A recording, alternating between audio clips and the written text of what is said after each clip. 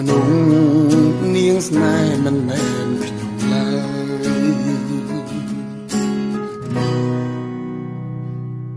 អូនមិនបា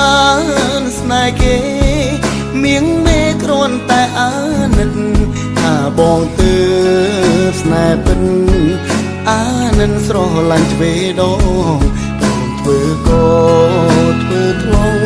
អើយអូនសម្រាប់បំណងចុងក្រោយទុំបងជាបានឡា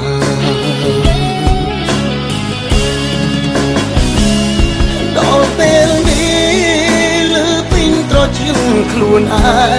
ងខំសំដែងថាខ្លួនប្រៃស្រាប់ច្រឡំ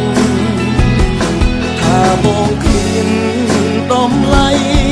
ស្មើនឹងគូស្នេហ៍មក